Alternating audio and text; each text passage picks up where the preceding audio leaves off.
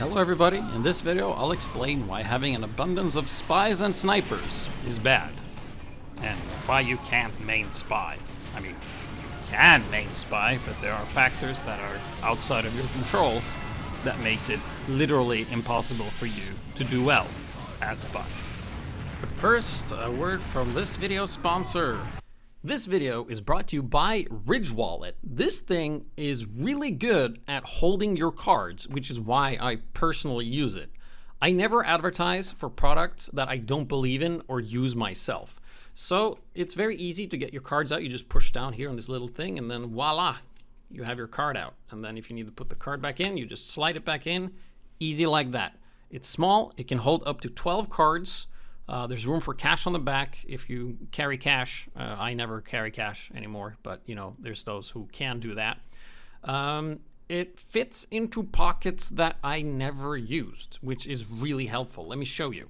So in my pants, I have this big pocket that I normally just use, but like back here, there's like a smaller pocket. I've never used this pocket, but this thing fits in here. Easy, you can go down here, just pull it back up. Of course, it's not as natural when I'm on camera, but like it's really practical. I used to use this before, this big bulky wallet for like my phone, right? But now, there's two identical phones. If you look at the size difference here between like the Ridge wallet and the other wallet, you can see that there's quite the amount of different size.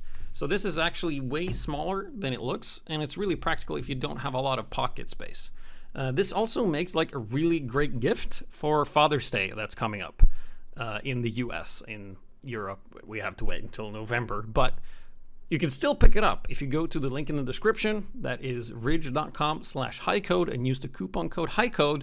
Let them know I sent you and you will get 15% off your order. I have known others before I had this sponsorship that have gotten gifts from the Ridge wallet and they were all using it. Like there was no one who says like this is a bad product. It's actually really good. It's good at holding cards and cash, and that's all you really need. So yeah, big thanks for Ridge Wallet, and now back to the video. Because all players are individually controlled and act on their own free will, no game is identical. You as a player have freedom to do whatever you please inside the game, and so does everybody else. When there's freedom in anything, it will lead to other people using their freedom to limit your freedom. Because of other players using their freedom to limit your freedom, this means that you can't always do what you want to do. I mean, you can, but that would often result in your death, setting you back to spawn, making you not able to play. And I think it's this part that makes many friendly players and players who aren't that tryhard calling other who are tryhards for tryhards and being like, you're doing that thing that makes me unable to do the thing that I want to do. It's not fun. What comes after full freedom is choice. Choice that are available to you that you make of your own free will. Here's an example. As a demo man, I can use my freedom to put down 8 sticky bombs around a door. Anyone who uses their freedom and chooses to pass through the door while I am looking is going to die, unless they are, Ubered or I mess up. Thus, my free choice has the potential to deny my opponent's free choice to pass through the door. However, if the enemy knows that there's a trap there, they would not proceed, as proceeding through the door would lead to certain death. They know that, there's 8 sticks around this door. If I go in here, I die. So instead, they're forced to picking another option, either disarming the traps or moving the traps or not going through at all. And this sort of freedom, choice, limiting of options, stuff like that, this whole back and forth dynamic is the basis of any game, really. You go back and forth with the choices and the actions, and that provides a new list of choices and actions to be taken, and so on and so forth, and usually poor choices leads to your opponent getting an advantage, or if you make the right choice, you get an advantage, and so on. So this brings us to the topic of the video, with what effective player numbers mean and why you can't main spy. I mean, you can main spy, But later in the video, I'll go into even more detail of why you shouldn't, and it's tied to what I talked about with choices and options that are available to you. Before I can talk about effective player numbers, I need to make sure that you understand it. So I'll start with an analogy that probably most are familiar with, which is called effective temperature. So let's say it's cold outside. It's close to freezing, but you know the water isn't freezing because it's not cold enough. However, if there's wind or moisture in the air, the temperature gets effectively lower, even though the air temperature isn't below freezing, but the wind, especially if there's a lot of it, makes it below freezing, because that is what is called effective temperature. Now this same concept can be applied to player numbers in TF2, where the temperature or the player number is the total amount of players on your team, and the effective player number is the actual amount of players that showed up in a specific area to fight. This is especially clear when it comes to playing King of the Hill maps or 5CP maps, where both teams are trying to rush the middle objective as fast as possible as soon as the round starts. If one team has an abundance of scouts and demos, they will get to the point early. Well, let's say if the other team runs mostly heavies and engineers that don't get any speed boost, they will get there later. So the few fast classes from the other team will likely win the fight, because they will have a higher effective player count in the first round, because the slower classes just haven't made it to the battlefield in time, and with the very quick time to death in Team Fortress 2, some of the teammates from the slower team that gets there early will most likely have died by the time the heavies get there. So we have a 12v12 scenario, and the beginning of the fight, it's a 6v3. There's a big chance that 6 players is going to be able to kill 3 players and probably lose one of their own, or 0 if they're even. And while the rest of the team trickles in, the team fight is suddenly 11 versus 9, even though both teams started with 12 players when the round started. There's many competitive players and casters that say that, you know, oh, this team has got a lot of momentum now, and this is what they mean. Like, you have an advantage because you were very quick, and then you got an advantage even though the team counts are the same, and you're just using your higher player count to suppress the teammates. Like, if you can take repeated 2v1s or 3v1s, you're just going to keep winning as long as you can keep doing that. Which is, you know, a common mistake for a lot of casual players, is that they don't pay attention to their team, they don't pay attention to how many is dead, and then they just kind of walk into the enemy team one by one and die off. Like, a single heavy and medic combo can kill an entire team by themselves if the enemy team walks at them one at a time. So when you see clips of like these pubber champion heavies, they get like a 20 kill streak. That's literally what happens. The enemy team is just walking into them over and over. Which brings us to the next point, which is the kill zone of each class. So while we have effective player numbers, each class has their own kill zone. And what I mean by kill zone is a zone where they can easily contest, challenge, and kill other classes quickly. And the further you are from this class's kill zone, the less damage they will do and less likely they are to kill you.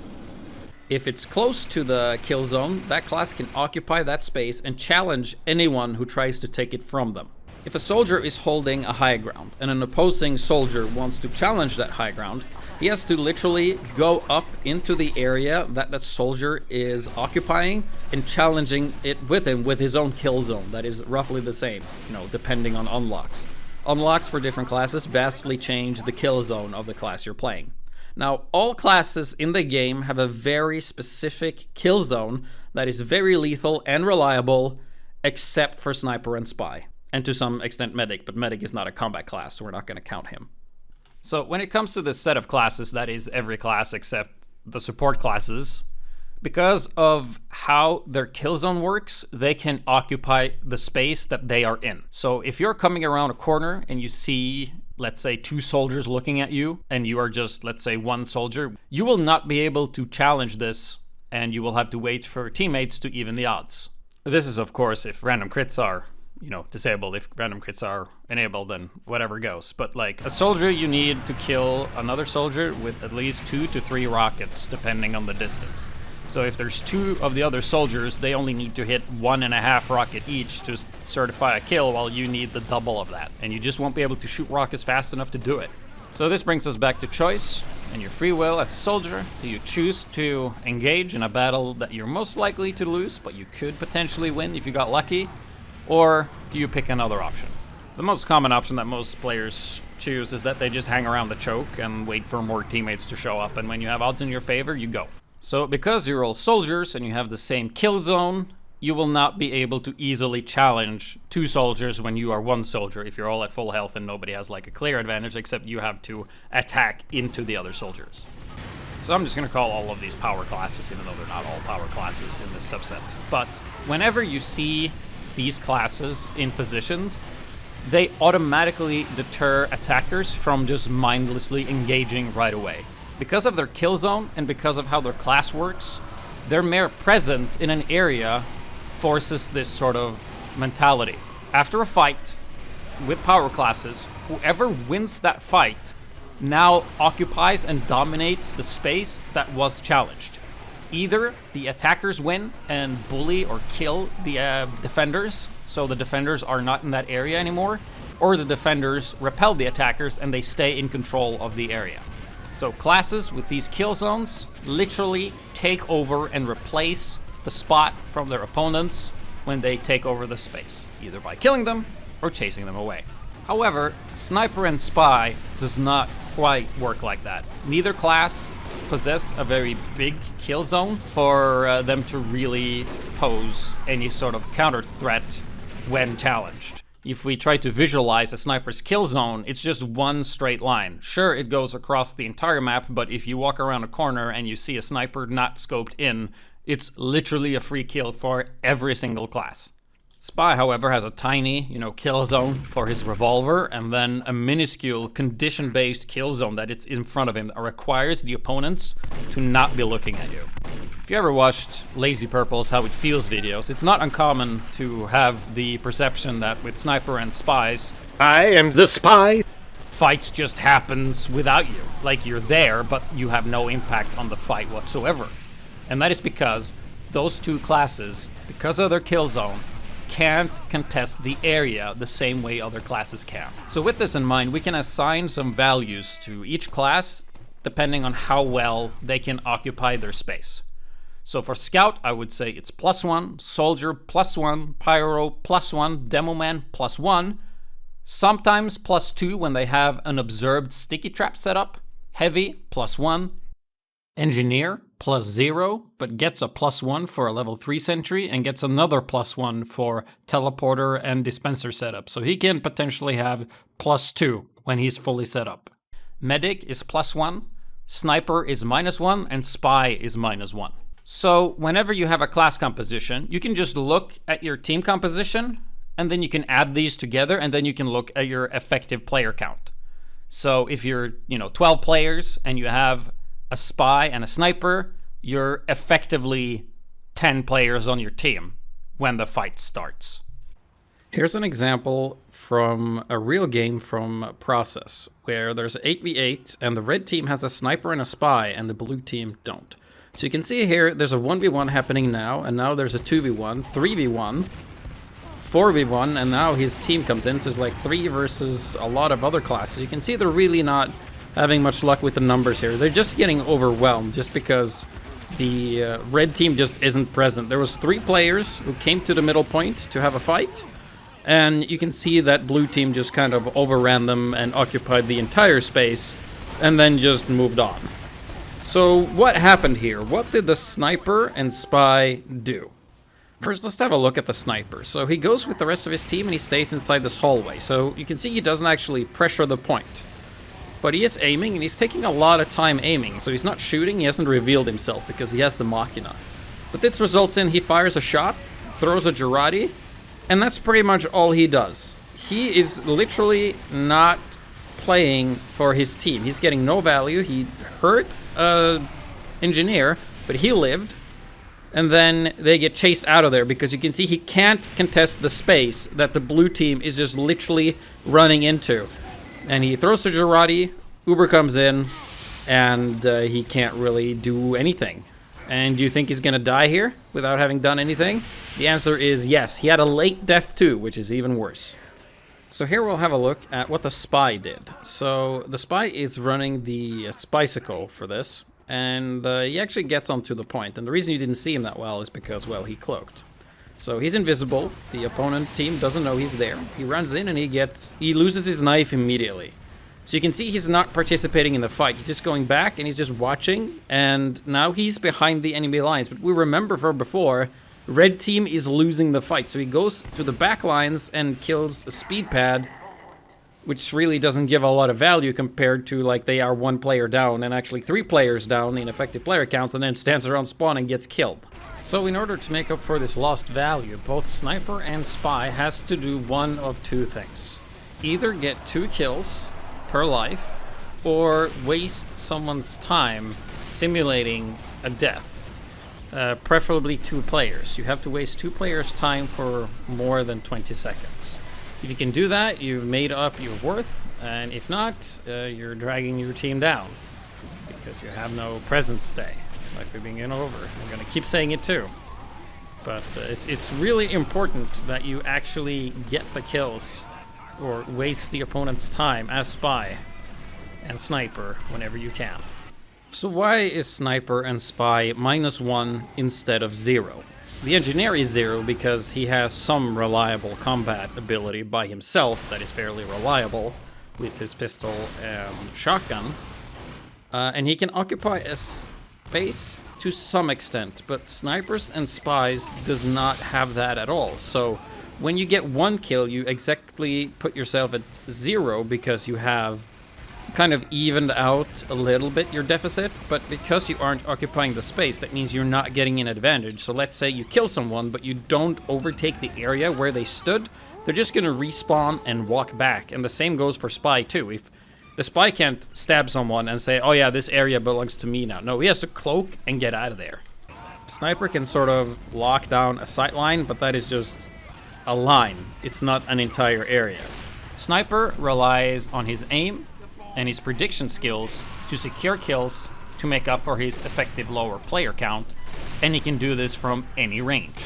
It also requires precision, and if you miss, nothing happens. Spy, on the other hand, requires the opponents not to be aware of him and also be facing the same direction he is to make up for his lower player count. Because, you know, a backstab, you have to stab someone who's looking the same direction as you, roughly. And you can't control where the enemy team is looking at any given time. Sure, enemies will look at distractions, but distractions are never caused by the spy. It's caused by the spy's teammates. For sniper, he just needs to put the crosshair on an opponent's face or body and he will get some value. For spy, you need the opponents to be looking a very specific way and you have to be right behind them. Sniper can do this from any range. It's a huge difference in reliability because the sniper doesn't rely on the opponents to do anything, but the spy does 100%. There is nothing spy can do on his own to make his opponent look a certain way. You can sit around and be patient, but if both teammates are covering each other's backs constantly, you can't do shit. In a perfect world, let's say you have a teammate of 12 and they go, oh, we do the buddy system. And one buddy is gonna look at the other and the other's gonna look back. So they're gonna be looking at each other and looking at each other's back constantly. You literally will never ever get a backstab on any of these guys ever as a spy. And just for factors you can't control, let's say you're sneaking past something and you just randomly bump someone or get hit by a stray projectile or a pyro just randomly happens to fire a flare just where you're standing. Or you're standing behind enemy lines and a rocket jumping teammate literally lands in front of you and then the splash damage highlights you and then you die. Like there's so much that you just get cucked by as a spy that you have no control over. In Lazy Purple's How It Feels to Play Spy, whenever you're going spy, you're basically announcing to the server how much better you are than everybody else. Which is essentially true because you have to get 2 kills or waste 2 players' time equivalent that of dying to make up for you playing a spy. So if we just do some numbers here, because keep in mind every time you play sniper and spy, you're generally saying to the team, hey, I'm gonna kill 2 players of the enemy team or more before I die myself every single life. And then you go into casual and you find a game without bots, but like there's 12v12, but you have 3 snipers and 3 spies. That means those 3 spies and those 3 snipers literally have to kill the entire enemy team to make up for them playing those classes. And they don't scale well at all. Like, snipers and spies gets worse the more of them they are, because they have no kill zone. So when you have no kill zone that is reliable like the other power classes with kill zone can literally just go wherever they want and kill you. Whatever poor power classes and healers you have left, the initial team fight is going to be 6v12 if the other team has no snipers or spies. So, you know, good luck with that. And that is why you can't main spy, because in order to do well as spy, certain criteria has to be fulfilled that you have literally no control over. 1, the enemy has to know you're not there. 2, they have to be facing away from you. 3, you have to be right behind them. I mean, sure, you can kick ass and be an amazing spy, but that usually has something to do with, you know, your team and the openings they create for you.